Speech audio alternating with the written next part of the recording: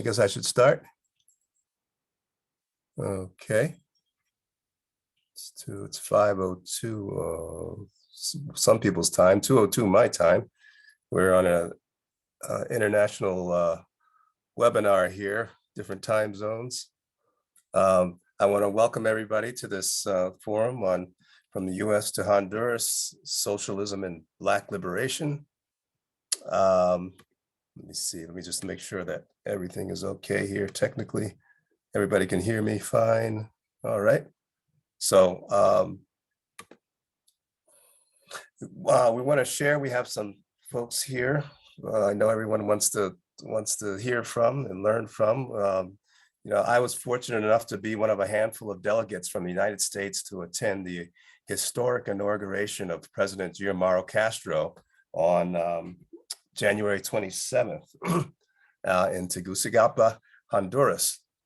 And I was representing the Socialist Unity Party and was part of an international delegation there, invited by President Castro and her Libre Party, which was founded by the National Popular Resistance Front.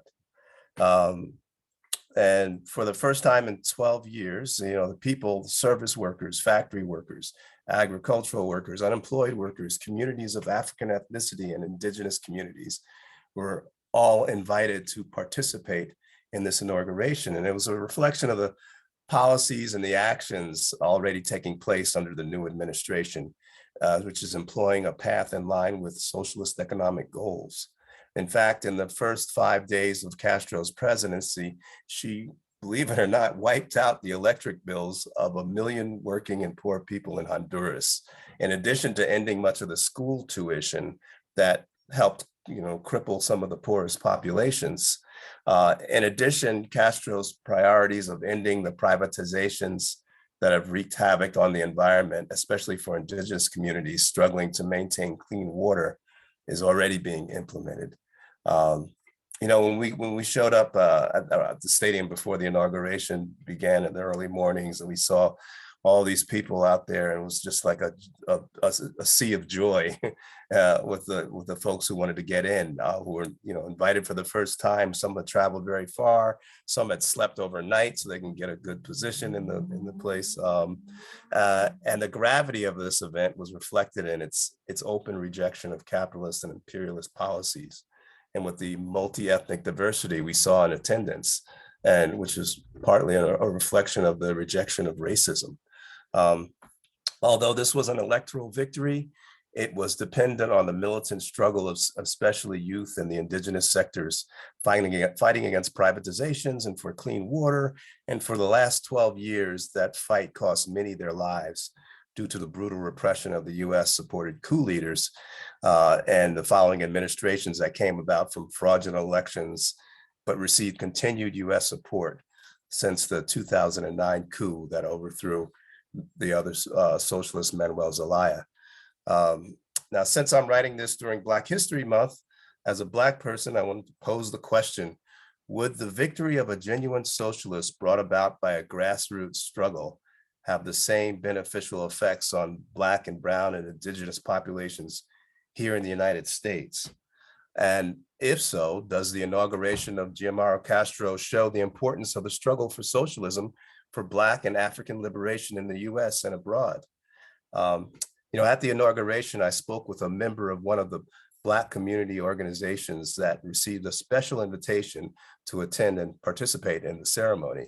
There's, which one of our guests will go into this further, but there's groups of African ethnicity in Honduras. One is the Garifuna people, an Afro-Indigenous community, and the other group lives near the Bay Islands. And they, because of British colonialism preceding the ownership of their lands by Honduras, they're English speaking. And let me just get a quick picture of one of the folks here. Let me see if I can do this real quick. Boom, bam, bip. So let's see if that works now. Share and close that. Okay. So this is a grouping of what's called Black English-speaking Hondurans, and they're at the. This was in the stadium at the ceremony. Now let me okay. There's the blip here. Oh, here we go. Share, stop the share. Okay, fine.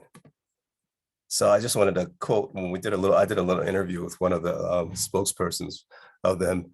And she was saying that we are the Black English speaking people. We are located in the Bay Islands mainly. We are in La Ciela, Puerto Cortes, Puerto Castilla. We are actually the only group of Black English speaking people in Honduras. And for many years, many people didn't even know we existed because we had been so excluded. And then she said, but today, with the government of President Gianmaro Castro, it was one of her goals that the indigenous and Afro groups be present in this historical moment.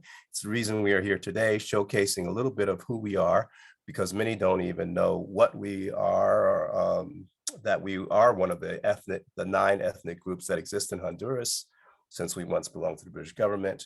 Now, about a week after the inauguration of Castro, it was announced that for the first time, a member of the Garifuna community, Dr. Luther Castillo, who studied at the Latin American School of Medicine, ELAM, in Havana, Cuba, was appointed Secretary of Science, Technology, and Scientific Innovation by President Castro.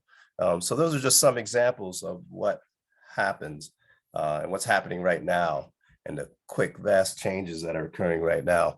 And I think I'm out of my 5-minute time. So we'll go into a little bit further later on in the program after we see this fantastic film about this hospital that was created for the Garifuna community.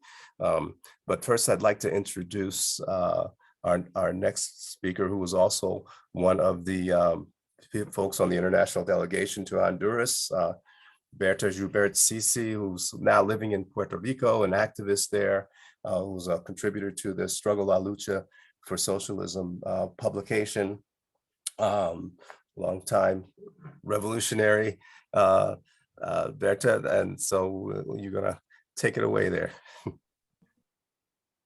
Thank you, compañero. As a Puerto Rican and living currently in my homeland, finally, after 40 years absent, I wanted to highlight a few points. I'm not going to develop them, but I wanted to touch on them because it's very important. And for us here in Puerto Rico, the example of Honduras and the struggle, it's paramount. It has enormous importance, I guess not only for Puerto Rico, but every struggling people in the world. But having been in the first delegation after the coup in 2009 and following the developments in Honduras for 12 years, the struggle, like every struggle in the world, it goes up and down and has its ups and has its downs, but as any development that is dialectic, it feeds itself and goes forward to such a degree that now the people are in government, and that is the utmost victory that have not happened without 12 years, more than 12 years of struggle, incessant struggle. The second point is the unity, the flexibility that the leadership showed in order to form an alliance to take power. That is so difficult. And I say from a place that we're dealing exactly with formation of unity, formation of united fronts. It's very, very difficult. And the flexibility that the Honduran leadership was able to show and attain this success, this victory, it's another example which goes with the struggle of the people. The third point is, as a co-founder of Mujeres en Lucha, Women in Struggle, the participation of women, not only that the president is a woman, Xiomara Castro, but the role of many women. And while in Honduras, I was able to interview Anarela Vélez, who is now from the executive in the direction, in the leadership of culture and arts. And she spoke about the role of women and the role of women within not only politics, but arts and sports and culture, and how culture and art cannot be separated from the political development, the revolutionary potential of people. And one thing that I saw today is that women will be in 40% of the police jefaturas. I don't know how you would say it in English, but the departments, the small departments of police, 40% will be by women, something that it's unheard of. The fourth point, and this is so important because this is not a victory of Xiomara Castro just to administer a country. This is the refoundation of a country, and that has paramount importance on what will happen in Honduras, and how there is a base of political ideology component which will guide the process and will help the younger generation to acquire those skills, those political skills, to refound the country. And that is so important because it reminds me a great deal of several countries in Latin America and the world of people's power. And even in the United States, the formation of small committees of assemblies, people's assemblies. And that is what's being forged now. The president, Xiomara Castro, formed a committee of transitional committee.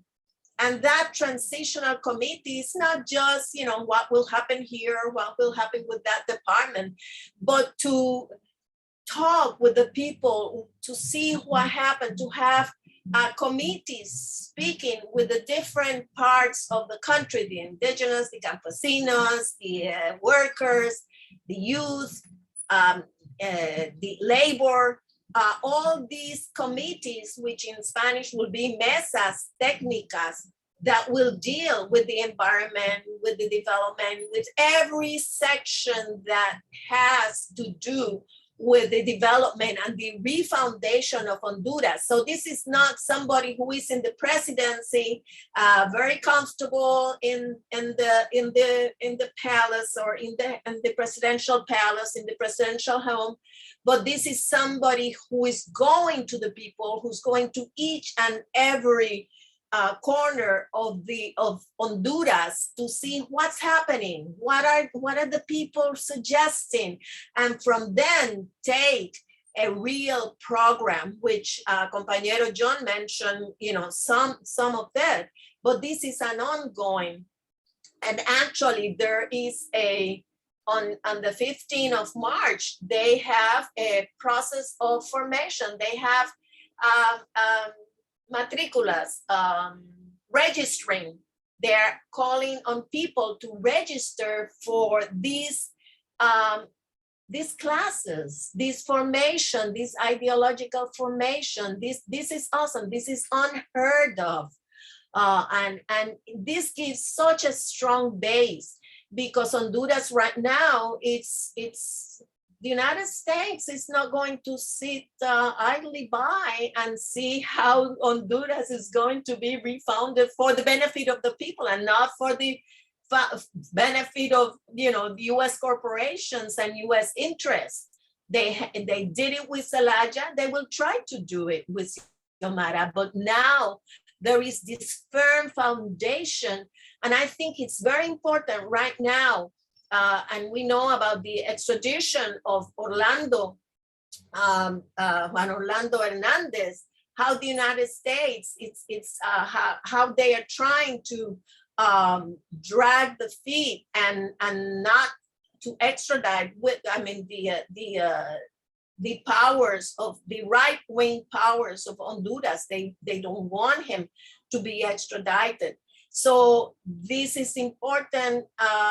And one thing that people might say, well, you know, he should be extradited. He should not be extradited. He should have justice in Honduras. But right now, because this is so new, the Department of Justice and the people who are in power in justice are from the previous government. So there is still not justice set in place that could really successfully a justicia judge,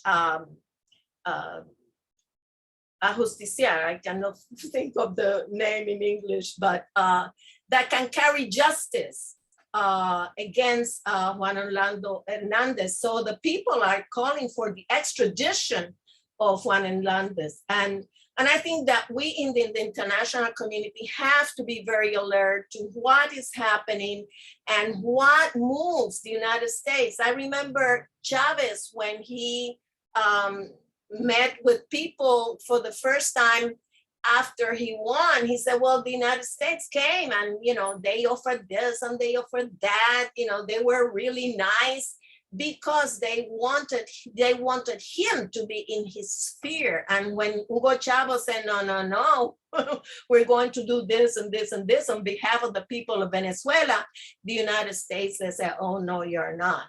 And that's, you know, till today, we have the enmity of the United States against Venezuela, the attacks against Venezuela. So one last thing that I wanted to raise is that after the coup, we had, I was in Philadelphia and there was a large delegation of Hondurans they were touring the United States, talking about what was happening. And one of them was a young person who I was so taken aback because there were very serious questions after the panel, after they presented. And I don't remember exactly what, but I remember that they were difficult and that there was this young Honduran that he was 20 something. And he had such a firm response and so political that I was like, and that was Gerardo Torres. And Gerardo Torres now is the vice canciller, which is the foreign relations. And we know that many times the foreign relations, the first thing that they do is they travel to Europe or they travel to United States. Where did the vice-canciller go? He went to North Africa and he met with Argelia and he met with the Saharawis, which in the United States, even it's not mentioned, the Republic of Sahara. So I just wanted to end here, and I was really, really privileged to be part of this delegation together with John and with Hernan. Thank you very much. Thank you very much, Berta. Now, before I bring on Hernan, I just wanted to show people really quickly this, just get you a little flavor of what was happening outside of that stadium. Here we go.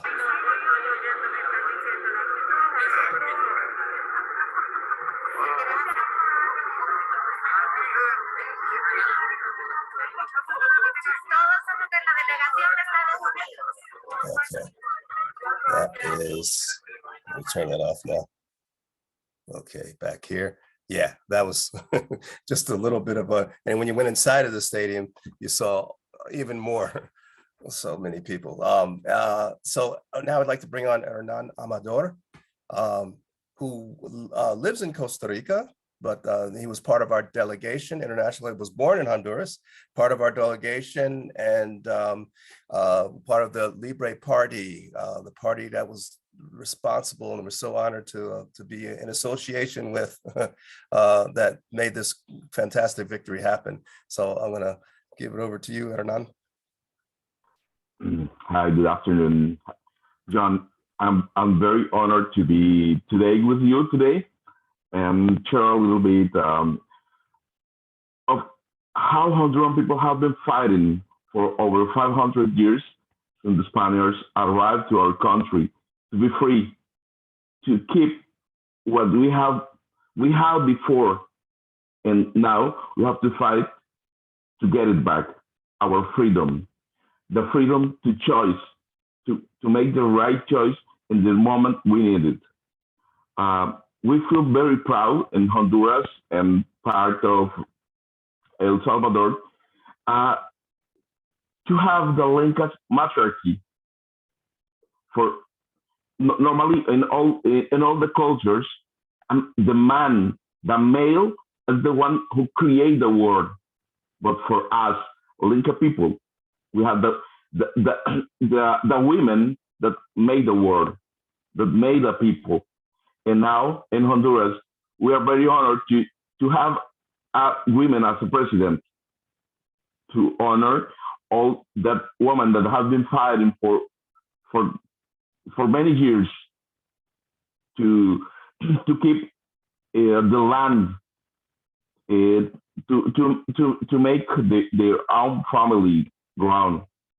Now we have the president Xiomara Hernandez that will be leading our country to be in the place we must to be. We have been fighting not only against people from outside the country. We also have been fighting with people inside that think that because they have some extra money, they can do anything against us. The Indian people, the Black people. We have been for over 70 years in the culture fighting because the government, the government have been trying to erase our history. As you said before, normally in our country, I as Honduran, we don't know the Black English people.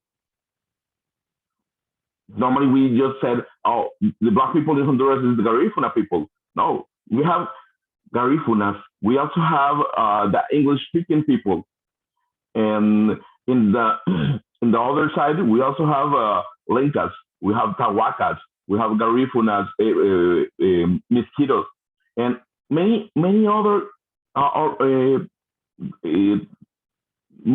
people that were here before the Spaniards arrived, but the country, the government, have been trying to erase the memory of all the group and saying Black is Black, Indian is Indian, and we are the power.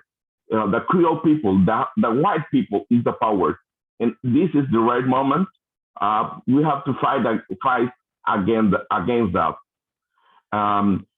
We are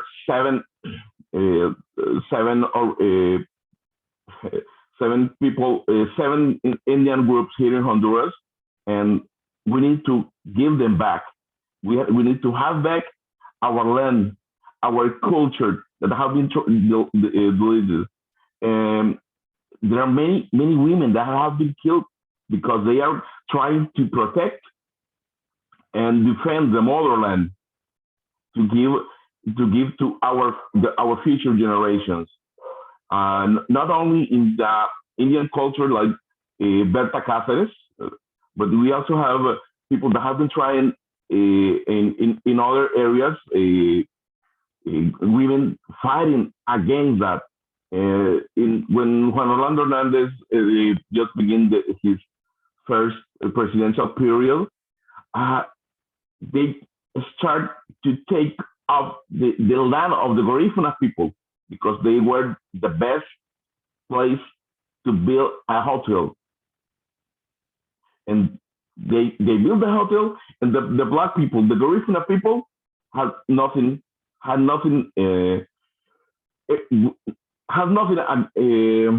oh, no ganó nada. They didn't get anything because of the land they lost. And in many other places in Honduras, we have been fighting. In the last 2-3 years, over 40 Garifuna people have been killed just because Juan Orlando Hernandez want to give the best part of the Honduran land to other people. They have been selling our country with the sedes, a special law that he designed to sell the country, and we lost everything. And now it's time to get it back. We need to fight, and this is we will do it with Xiomara Castro because we are fighting against all this kind of people, the rich people that they always want to get what they think that belong to them. But now we are sure that all the land, all the beauty of our country belong to us. The Indian people, the Garifuna people, the black people, the Creole people that works in the land, and many other things. And well, that's basically what I have to share about this moment. Then, your microphone, John. Thank you for that. Thank you so much for your presentation, Hernan. It's really an honor to have you here. And we also have some other folks, surprise folks after the film. You're going to have to wait for that. And Hernan mentioned Berta Caceres, who was one of the indigenous leaders killed by the coup leaders and their collaborators. And I just wanted to show you outside of the stadium, they had a huge picture of her right here. So anyway, it just showed you the whole character of the inauguration was one of a fight back of the people. So now we're gonna, without further ado, we're gonna go to this film.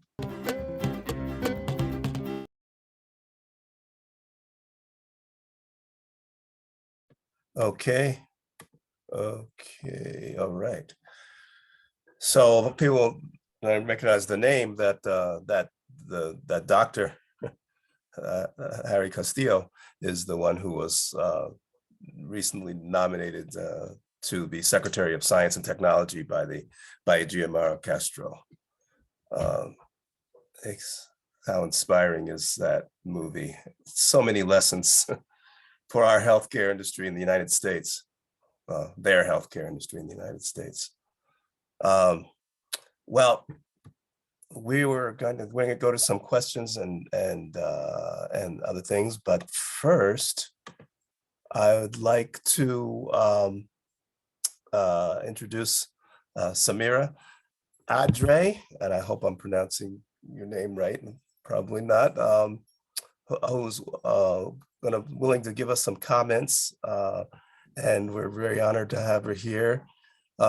She's an incredible person who graduated from the Cuba ELAM school, the same school that Dr. Harry Castillo graduated from, the Latin American School of the Americas, not School of the Americas, oh my God, the Latin American School of, what does ELAM stand for? The Latin American School of Medicine in Cuba. Yeah, that's different from the School of the Americas. That's Very okay. different. Very different, right? Sorry. Yeah, that's the school that he graduated from. And many people in the United States have been able to get become doctors for free because of the commitments of Cuba. And so she lives in Maryland right now. And I want to know, Samira, would you honor us with a few of your comments? Sure. Well, it's an honor to be here tonight with you all. Thank you for hosting this event and sharing the wealth of information, that joyful moment in history that unfortunately will never be played on mainstream media for many to learn about. But as you all know, the struggle continues, and it is our job to continue to explain and teach and share the information and the truth about amazing projects like the Latin American School of Medicine and the Socialist Project in Cuba, as well as the revolutionary struggles of people in Honduras and others. So thank you all for making this space possible. This movie, this documentary definitely touched me the very first time I watched it while I was in school in Cuba. I just graduated from ELAM in 2020. But while I was there, I believe it was my first year of medicine when the filmmaker came down and presented the movie to us, a showing there. And it was just motivational, inspirational on so many levels to see, all the pieces of what we were learning in our classrooms and outside our classrooms come together, to see that this example had been set by Dr. Luther Castillo, to go back into his community and convince his community to be involved in their own liberation, in their own construction of a healthcare facility. And it was a clear testament that this kind of thing is truly possible. That what Comandante en Jefe Fidel Castro has said time and time again, a better world is possible, and we should continue to fight for that to be. And so immediately, I had stayed in Cuba for the first 2 years before coming back home for a summer. When I came back home, that movie was the first showing I shared with my parents and my brothers, because I thought that it was important for them to see why, this education is so dear to me, and how they can also play a role, because we're originally from Ghana. And so our background, my grandparents live in rural villages. And so we still have a lot of work to do from where we're from in Ghana, but also right here in Maryland, in Gaithersburg, where I live. So it was, it was a charge for me, but I also shared it with my immediate family so that they would understand that when I was taking certain steps or trying to give back to my communities here and everywhere, they would understand why. That the objective is for us to be, seeds of the revolution, and to do our work to serve our communities wherever they are. So for me, this movie touches on so many different aspects of the education and that we receive in ELAM that is priceless, and that really, if truly taken in its purest form, can transform any individual and make them a tool that counters the capitalist project that unfortunately has divided the world, and many of the haves and have-nots, has divided all of us and distributed unequally all the resources that have been here for centuries before some of us as humans even landed here. But we continue the struggle, and I want to charge us all, especially on the call, if you know of young people in the United States who want to study at ELAM, we are just opening a new cycle of applications for the 2023 school year. If you know young people between the ages of 18 and 25 who are interested, who are US citizens, who have completed at least a full year of biology, chemistry, organic chemistry, and physics, those are the minimum requirements. If they've done that and they have an interest in becoming medical doctors, but not just any kind, the ones who will serve the people, and also, take advantage of being trained in Spanish so they can be of use to our Spanish speaking communities as well, please send them to the IFCO Pastors for Peace website. That is currently the organization I work for. as a ELAM scholarship coordinator. So ifconews.org is the website. You can access the medical school tab and request an application. And please, let's continue to create a pathway for more and more physicians who will serve our communities. Great. Thank you, Samira. And before you go anywhere, there's someone has a question for you, but I always wanted to ask you if you could put your video on. It didn't give me the option to put my video on. I only see the mute button. Oh, shoot. Okay. Anyway, so here's a question is, what was finishing your last year of medical school in Cuba like during the beginning of the COVID pandemic? And did medical students like you participate in treatment of the pandemic? For sure. Well, that's a question that requires a whole webinar in and of itself, but but I definitely ended in the year of the pandemic, 2020. I came home in August, but by then, of course, we know that in March of 2020 is when the world at large started to feel the pandemic, right?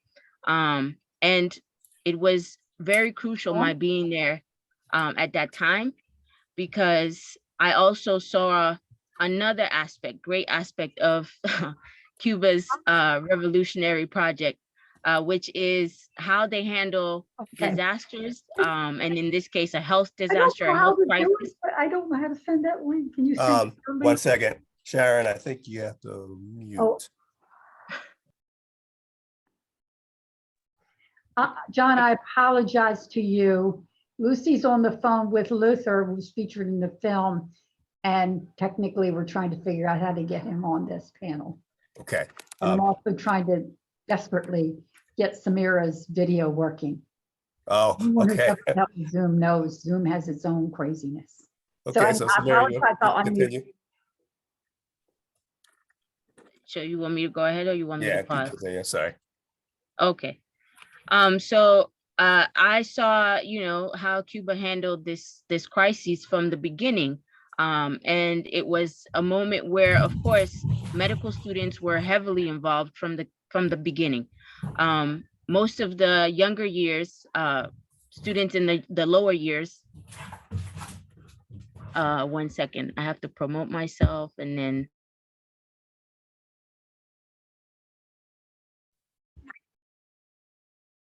Okay, so everybody can see me now.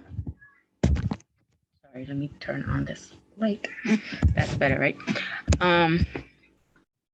Okay, so where was I? Yes, medical students were heavily involved in combating the pandemic from the jump. Students who were in the clinical year starting 3rd, 4th, and 5th year, because the program in Cuba is a 7-year journey, as the video you just saw showed, because they teach us Spanish first and then we continue with our medical studies. But 3rd and 4th and 5th year students were involved in a strategy of contact tracing.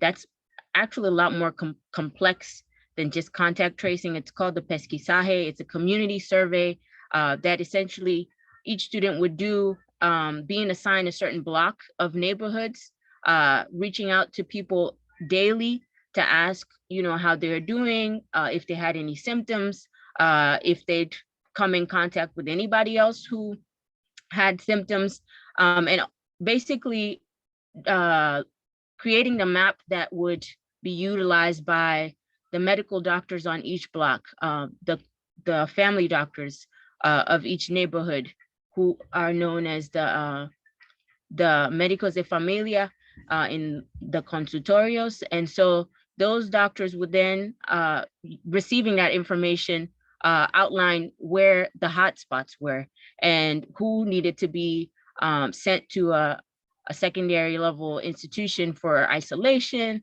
or for treatment, etc. So it was a layered strategy, and of course it involved all sectors of society. Workers from all fields were directed to work along with the medical sector in fighting COVID. So it didn't matter if you were a secretary or you were a factory worker, your assignment was then maybe you'd had to work at a university, which has been transformed into a isolation center, or a hotel that has been transformed into an isolation center, or a place where food was being prepared in mass to deliver to people who were vulnerable or who were in these isolation centers. It was all hands on deck. So you saw a different aspect of how everybody is galvanized in order to resolve the problem. And also, one of the most important things is also how, vulnerable populations were protected first. Elderly, those with chronic illnesses, the youth, everybody knew that they had to be protected. So even in the hospital, as a final year student in the hospital, while I wasn't knocking door to door, I actually had the greater part of my my rotation during that time was working with the family doctors in the consultorio. So I saw the impact that this pesquisaje was having on the ground in the neighborhoods. But then after I left that rotation of family medicine, I was back in the hospital, and I saw that at that point, our our professors who were elderly had all been already sent home from the beginning.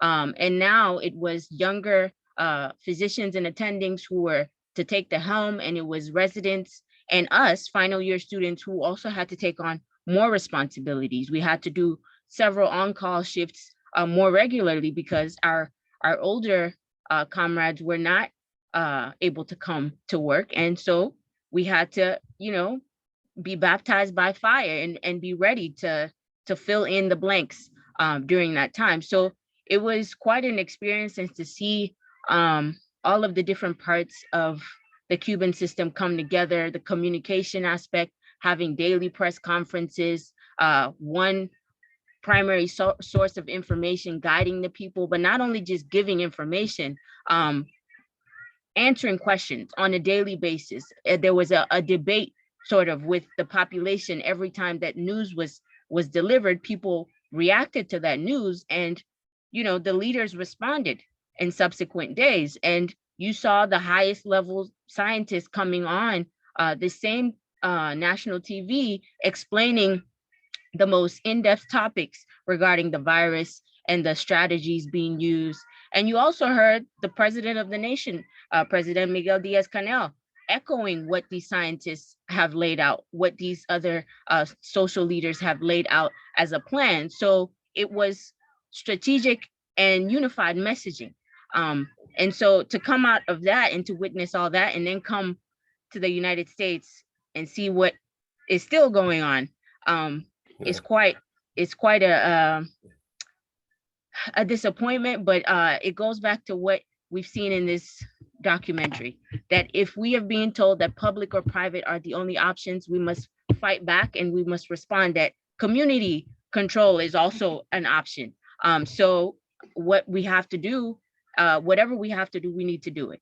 That's So right. Thank you, Samira. Thank you so much for joining us here. And I'm going to go to some of the there's a question we have for the panelists here. And I think it's mostly directed to Hernan, and it's in Spanish, so I'm going to try here. En la costa del Caribe, Puerto Viejo, etc., on Costa Rica, existen grupos con cuales podamos colaborar. That's for. In the Caribbean coast of Costa Rica, is there any group we can help? Well, actually, I have to find information, because I know there are some Afro-Costa Rican groups living there that we might work with. So I have to look for the right information. Okay. Let's see. I see we had a comment from Bill Dories that's saying, well, that's the contribution of the United States. They contribute to School of the Americas, and Cuba contributes ELAM. That's another difference. For people who don't know, School of the Americas is the School of the Assassins, actually. It's got a different, I think it's called Lipsick now or something like that. They changed the name, but it's where actually a lot of the assassinations were occurred, and the training and the torture and all the kinds of nightmares that we've seen in Latin America were done through the training at this School of the Americas here in the United States. Okay, so there any other questions here? I don't see them. So if you have any questions, put them in the chat. Also, let's see, Berta, I think you need to get your video on as well. Let me see. I wanted to make two proposals. Community outdoor assemblies awareness. Okay, there's Sharon was sending something out asking two proposals. One, that we show this film in the community, outdoor assemblies to promote awareness of Honduras and ELAM. In Baltimore, they're going to commit themselves to doing that, and that's also a very important thing to do. Okay, one of the things that really struck me about this film is just looking at the might of imagine the British with all their military might were overtaken by these unarmed warriors from the Garifuna who refused to be slaves. And that reminds me of 1804 and the Haitian slaves who defeated the most powerful military at the time, the French military. And they were, they didn't have the arms and the weaponry and things. And then you see the vast military presence in 2009 after the coup in Honduras, with the tens of millions of dollars of the US and weapons and training that they had. But did you also see how they paled in comparison to the unified forces of the people there? And it just makes me think of what did these examples have that we don't have here in the United States when we watch our children being killed by the police, the lack of health there, our communities, our families dying from the lack of health there. Well, one thing is that the level of understanding is like the Garifuna had, that to know that what we build, we should own. And then the level of understanding, the level of consciousness to know that we deserve better. And finally, the understanding that that with our unity, we're 1,000 times more powerful than they are, and we should have that revolutionary confidence. So, it's a good lesson for us here in the United States, and to come together, unify, and we don't have to take this when we see these cops coming into our neighborhoods and terrorizing our children. We can do something about it if we unify. We're more powerful than they are. That's one of the great lessons of this film. I want to see what reflections some Berta maybe that you have on this film as well. And I had to unmute. yeah. Actually, I was going to comment on the way that Dr. Luther spoke in that community meeting. And there he is. Wonderful. Welcome. Oh my goodness. I really love Luther. I really love the way that, that popular education way of estos ratas uno se va acostumbrando and you get used to it. It just reminds me of so many things here in Puerto Rico. And it was so wonderful, that way of communicating very important and complicated issues in such a popular and friendly way and fun way.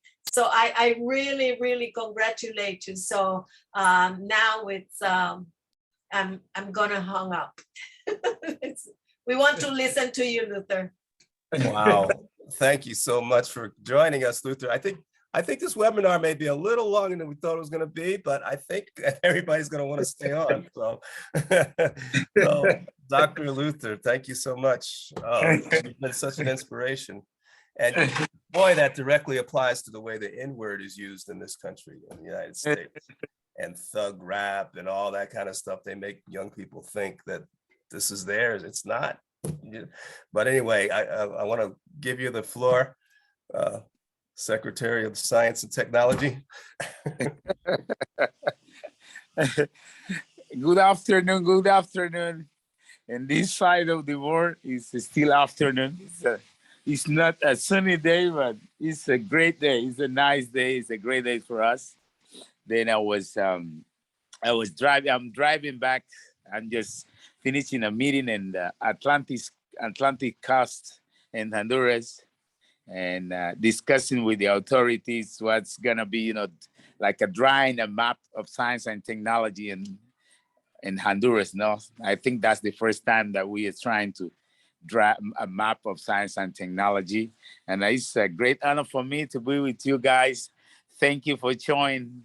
And revolutionary medicine, is a way to, energizing us in what we are doing in our struggle to providing healthcare as a human right for the poorest of the poor. This is a very interesting and important project in our life since we started medicine in 1999, and this wonderful project of Latin American School of Medicine is a paradise in the center of the Caribbean, where our dream in Garifuna, in Berta, Maya, Cuna, Nove can become reality. This is a very interesting process, and that was a very good opportunity provided by the Cuban Revolution, who were the first medical doctors who arrived to Honduras and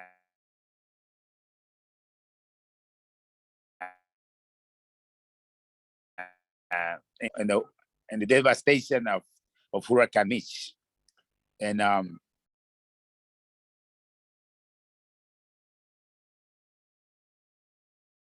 think we just lost him. I think there's internet connection problems. So we'll, when he comes back, we'll get him back on. I saw, there was a question for, oh, there you go. We lost you for a second.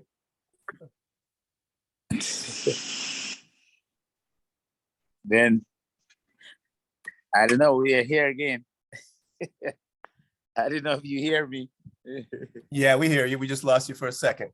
Yes, because I think the signal is not very well here. I just stopped in the house to be able to join you guys for a few minutes. Then I was trying to say that when we arrived to Cuba, many of us students from more than 20 countries. Then after that, our school expanded now to 115 countries of the world. Latin American School of Medicine had been graduating more than 30,000 doctors of more than 115 countries in the world. Now we just start our new organization. It's the largest organization of medical doctors in the world. I'm the executive secretary of international affairs of that organization. And then it's the largest organization, and it's the more wide organization who have members in 115 countries today, and working to put together all those medical doctors graduating in Cuba. We had our first mission in Haiti in 2010 together. We were 728 doctors from 26 different countries who joined that team in Haiti and worked in Haiti for more than 10 months. First, in the situation of the earthquake, and after confronting the pandemic of cholera in Haiti. And it was something very interesting for us, because it was like giving back to Haiti, what Haiti did for us as a Latin American country, showing us the path of the freedom. Then it was a very interesting, it was very difficult situation, but working hand in hand with our brothers and sisters from Haiti, coming from Latin American of medicine, and being, clear, and having knowledge of our history as a Latin American people, and the contribution of Haiti to the liberation of our countries. Now, it was a very interesting process to join together. Then this project of the First Garifuna Hospital, who has been very attacked by the dictatorship since the 2009 the coup d'etat in Honduras, and the hospital was one of where the convoy of the military arrived to close the hospital, because this hospital is a small and it's in a remote village without electricity, but is confronting and showing the world, or showing Honduras, the challenge of the healthcare system, the collapsed healthcare system in Honduras. It's a healthcare system, very deep in corruption, where even the people who are in power, before this new hope come to Honduras, they see the Ministry of Health as a way to drain money to their party. Today, we have like a new hope in this process of the government. The Garifuna Hospital is still alive as a symbol of the resistance of the people. And we used to have 16 doctors there. Then those 15 of them was kicked out by the government of the dictatorship, but we still keep 2 of our doctors there providing free healthcare for people as a symbol of resistance. We have a great hope that our president's gonna be working, that we can expand the service and provide better service to our people. This is a great hope, but we don't left the struggle. We, as a Garifuna people, we know that we didn't get nothing in this country than fighting for it. Then we keep fighting. We have clear that our Libre Party has gained the election for president, but didn't gain the power. Then we still have to fight for the power and to be able to accomplish what people hope that what we can do for them. Then it's a nice honor to share with you guys, and thank you for showing revolutionary medicine. There is another wonderful film that we call Salud.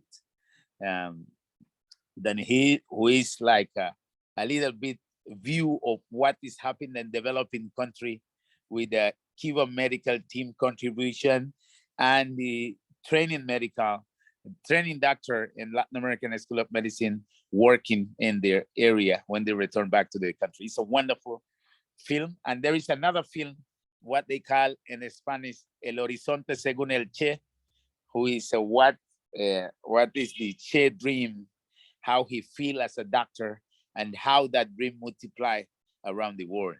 Then we participate in those different documentaries to show our view, what we think about healthcare, because we deeply believe that healthcare is a human right. Then we are here. Thank you for the opportunity. If there is some question that I can answer before I can continue driving, I will be very welcome. Thank you so very much. Thank you so very much. I just want to say we've never had such a high-level official on one of our webinars. Thank you for that, and thank you for bringing.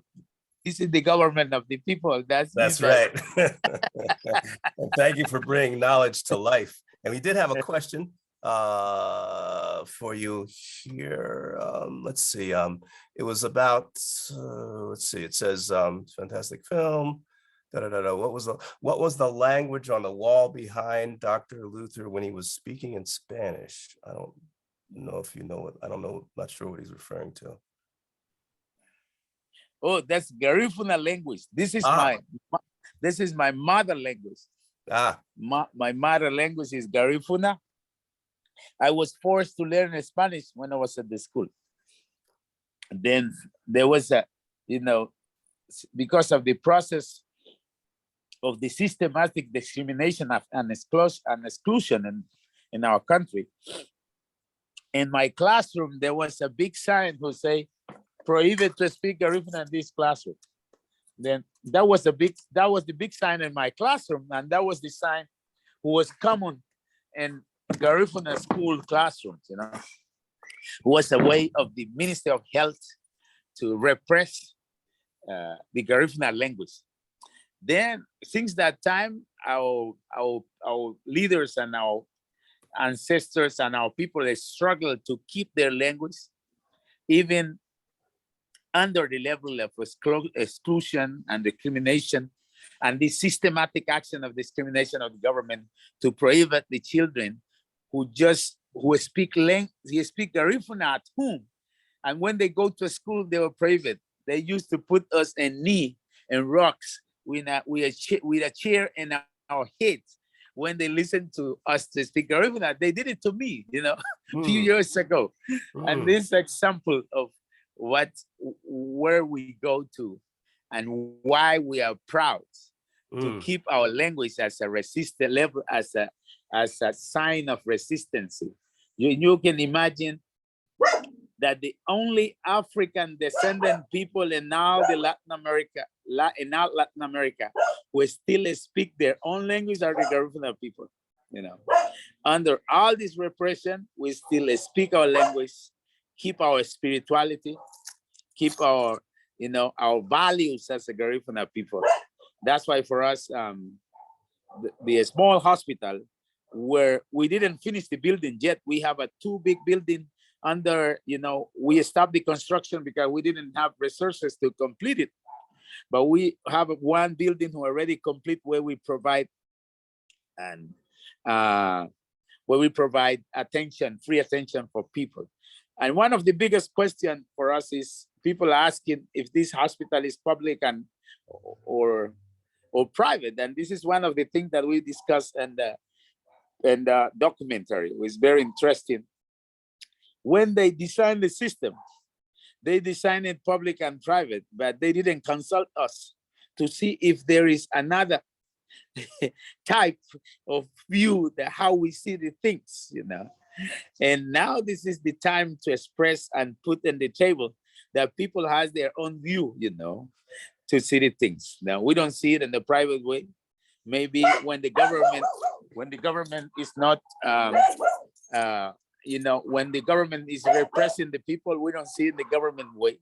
We see it in the people's way.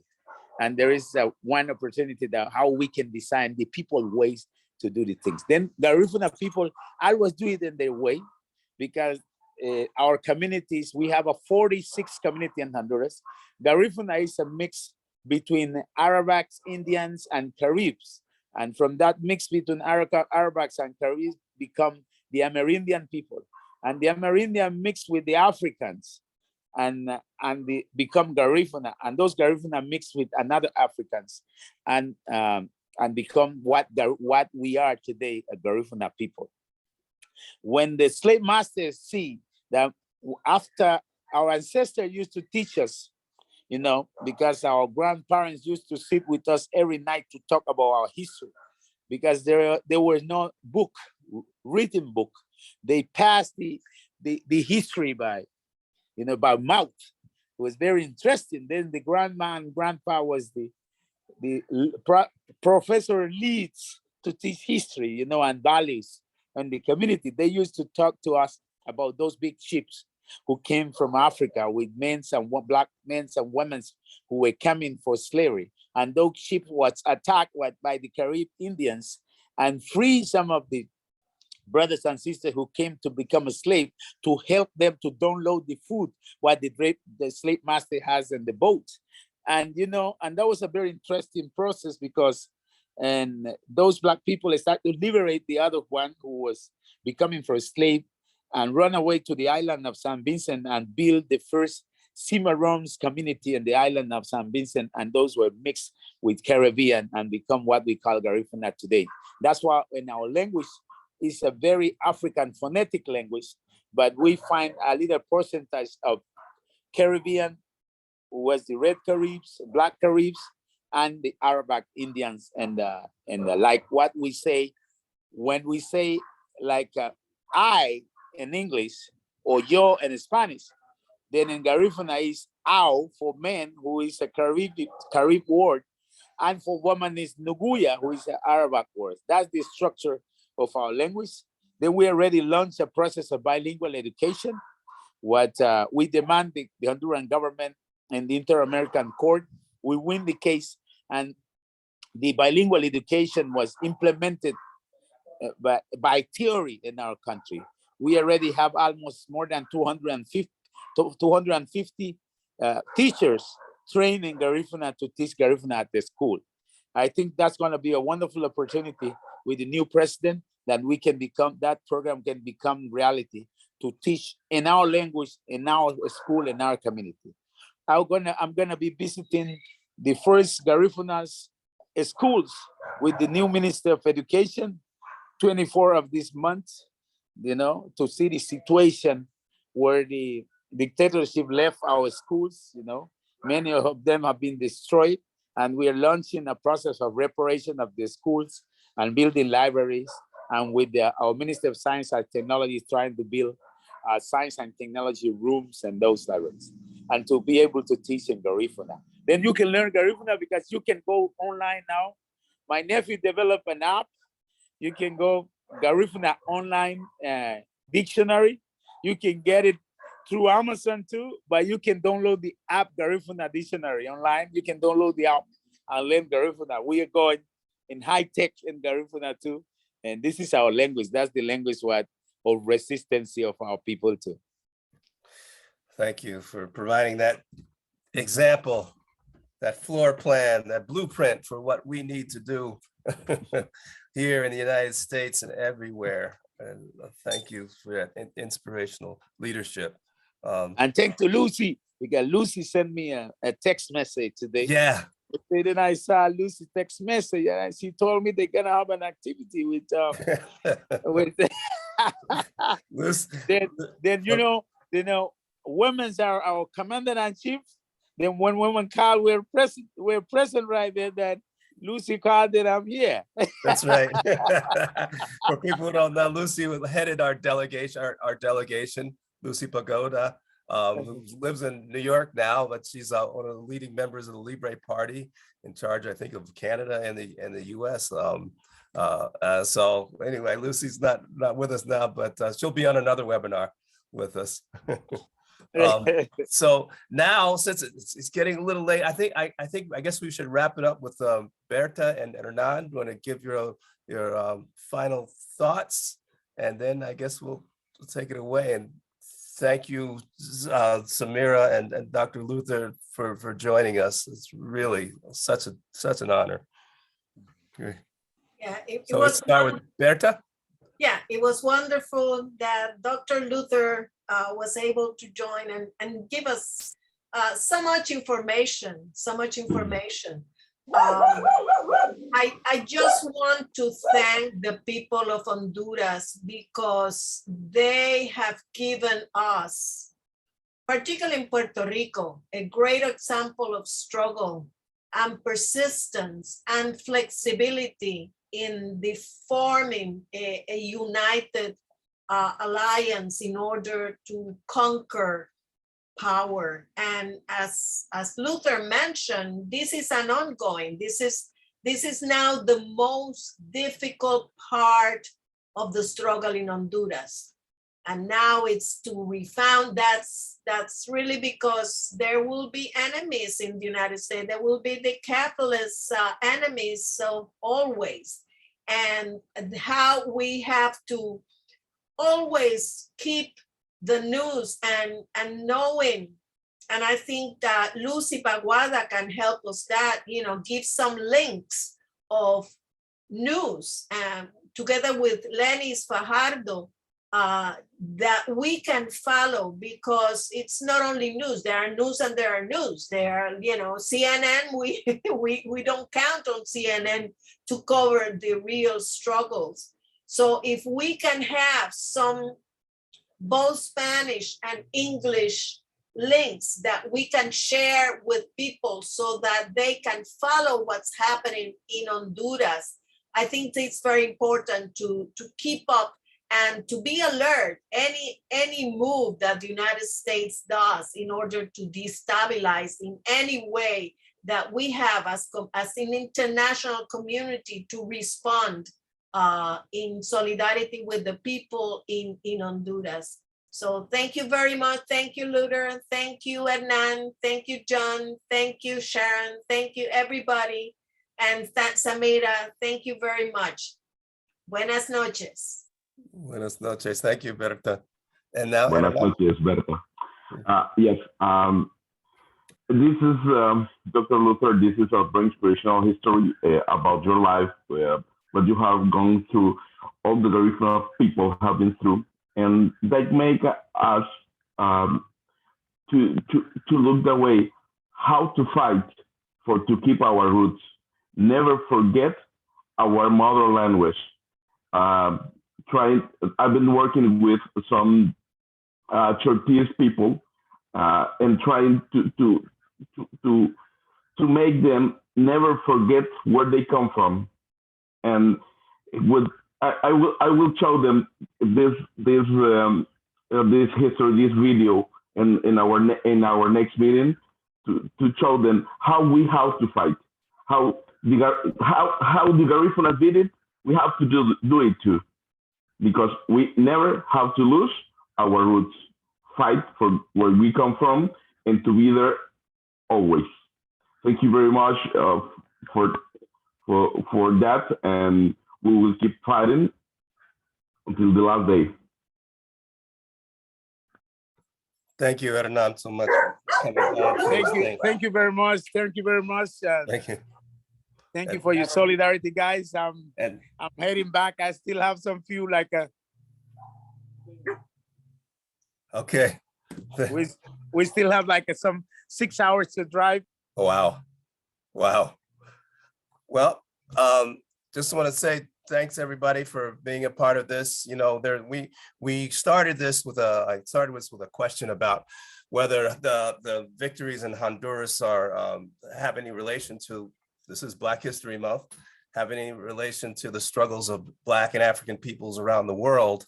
And I think that's an obvious answer now. I don't have to go into all the different examples, but I did, just want to say some other things about here in the United States and the socialists. There have been many socialists and African and Black socialists who've been erased from the history books, like Claudia Jones and others, Lucy Parsons and W.E.B. Du Bois and George Jackson and many others, Paul Robeson and others that have, starting from the late 1800s, that have shown that there's solidarity, but also internationally.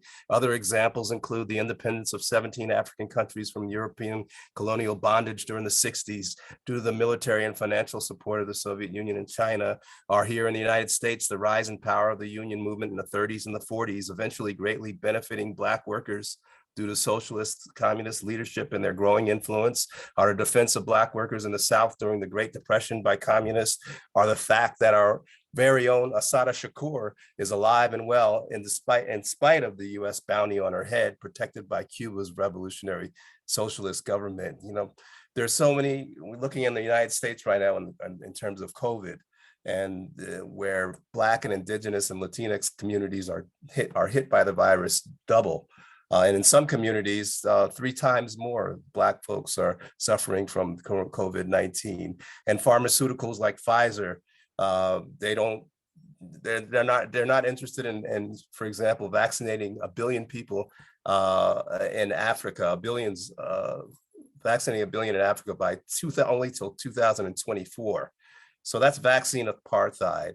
And it reminds us of the retroviral therapies against HIV and AIDS that came a decade after they were instituted in the United States. So millions of people died as a result.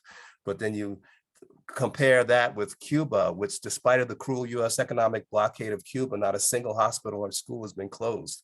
And that's the reason a lot of people have been dying in the United States, because the hospital beds, they've been closing all of these hospitals and turning them into luxury housing and things like that. While Pfizer and Moderna sold the overwhelming amount of their life-saving vaccines to richer countries, socialist China and Cuba are sharing their vaccines with the world. China, in fact, is going to distribute 2 billion vaccine doses to Africa, Asia, and Latin America. Cuba has already sent 10 million doses to the Socialist Republic of Vietnam and plans to distribute another 100 million doses. So we know that this for-profit $4 trillion US medical industry complex is made for profit and not for healing. And the main problem, as we see, is because we don't make the decisions. We don't have the medical industry. It's privately run and owned by billionaires in the monopoly healthcare system. And the super rich get to decide the life of your family, your neighbors, and yourself. And So that's why folks like Marx, Lenin, Clara Zetkin, Mao, Nkrumah, Claudia Jones, Rosa Luxemburg, George Jackson, and others who studied and developed the science of society, which is socialism, said that the means of production, the machinery, land, factories, health facilities, machineries of war, all must be in the hands of the working class, the ones who labor on this same machinery and through their labor create those profits. That machinery and those profits must be under the control of our class, not the Trumps or the Bezos and the Musks and all that wealth, which was founded on the slavery of African peoples and the theft of indigenous land and then super exploitation of Latin American and Asian peoples. So our entire working class must own the means of production, and our most oppressed workers must be in the leadership of the struggle to make that happen. So just look at what a socialist Honduran woman did in just 5 days, and as the president Guillermo Castro did. And imagine what Harriet Tubman would have done given that position here in the United States. So sorry, I'm rambling there, but wanted to get that all in. But thanks everybody for being in this most important webinar, and we got to do it again. Thank you. Thanks. Buenas noches. Buenas noches. Buenas noches.